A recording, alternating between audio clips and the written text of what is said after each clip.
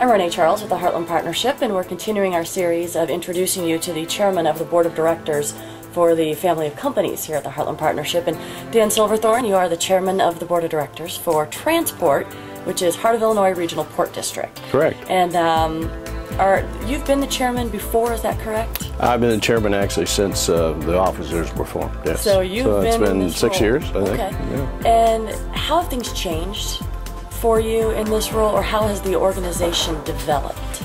Well, it has developed quite a bit from the beginning. It started out as an idea that was sort of given to us by a development company that was in maritime expansion in the area, and Jim McConaughey and several of us got together and started talking about it, and it came out of that first meetings that there was a need for a port authority. We spent almost a year or two visiting other ports before the governor actually appointed the board. There's 3 from the governor, and then the others were appointed by county chairs of the 6 counties, and we all came together in May of that year and formed TransPORT, and then elected the officers, and it's grown from there. Went through some good times, some bad times. It was formed during the downturn in the early part of the decade, and of course now we're caught up in some of that now too. So now a lot of people may not understand what TransPORT does. Give us just a brief overview of what the organization does. I mean, you say Port District, obviously we have the Illinois River going through here, so it's a necessity, but people may not get what it is that you do. Sure. We're actually a municipality. We're a lot like a city. We can do anything that any municipality can do except create a tax. That was never put into the original bylaws that were written by the state, but we can create tariffs and that type of thing, but that's not really what we're about. It's a 6-county jurisdiction. We do have authority of what happens between the edge of the river and 40 feet back on both sides of almost 100-mile river. We're still trying to determine exactly how we want to use that authority. We would like to think that we're more economic development force than a police force. So we try to work with all types of economic development that's involved with transportation in the 6 counties, particularly along the river. So why for you? Why get involved with this?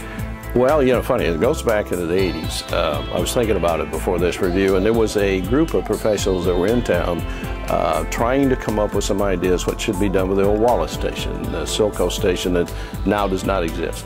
And in their final report, they were very strong about the fact that there wasn't a port authority in Peoria, Illinois. And I remembered that. And 20 years later, I had the opportunity then to work with the group and get it done. So I've had some thoughts about it for a long time. Secondly, in my position representing building trades workers, any economic development that can be created through any organization is very important to us. So I follow that line. And you've been in the Peoria area for a while. I actually have lived in Central Illinois since 1967, in Peoria since early 90s. And have you seen dramatic growth, dramatic change, or has it just been a slow and steady change that you've seen in our community with things like building the Port District, with the economic development issues? It's been slow, steady but slow. Peoria historically has never grown in leaps and bounds. You have economic times where it grows some, and then it'll stay steady for a while, and it'll grow some more. And of course, it's changed, from manufacturing to service industries, and we've seen a lot of growth in each one of the newer ones, but then some of the older ones have slowed down. As far as the port development, that's been very slow, but I'm finding out that in port-related issues, it's a lot like the river. It flows kind of slow. People kind of work at these things slow, and it takes time. Okay. And for the organization itself, what do you see for the coming year? It's a relatively new organization. It's still growing. Like you said, there are some growing pains that go along with it. But what do you see? What's the vision for the next year? Well, we're, of course, working very hard to finalize the purchase and the development of the Caterpillar property at the old Mapleton Foundry. We got involved in that almost 4 years ago, and that has taken a long time. I had several developments that were interested in it, and they kind of come and go, but there still is a lot of interest in that property. Eventually, probably in the next 4 or 5 months, that will be totally cleared of the old structures. All of the remedial work that has to be done will be completed, and then we'll finalize the deal with Caterpillar. But we're also looking and working with the city of Henry and that a gravel plan up there where they're digging out the potential of a new port in that area. So there's several things this year we want to look at. And for going back to that Mapleton site for just a moment, that the reason people may not see the correlation here, But to have that particular piece of property to develop for economic purposes, obviously, to bring some new things into the community, but having the river right there would open it up to a different type of company that may need that logistics assistance. It would. Is that right? Yes, that's right. The location's perfect. Number one, it's on the water. And it has access to rail, nationwide rail, and it has access to a 4-lane highway. And so you couldn't ask for perfect transportation needs. Plus it's 80 acres of basically clear land now with about 1 million square foot slab, if you want to call it that, concrete that'll be left.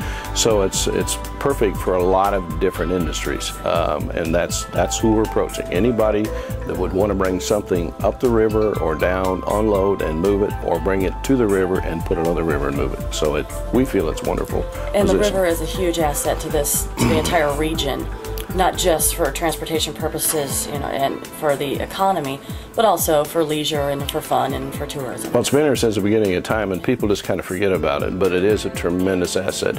There is more tonnage of freight that travels up and down the Illinois than comes through the port of Cleveland off of Lake Erie, which people have a hard time believing, but we do twice what they do, so it's amazing what happens. Well, thanks so much for joining us again and telling us a little bit about who you are, and then also explaining a little bit more about the Port District. Thank you. Thanks.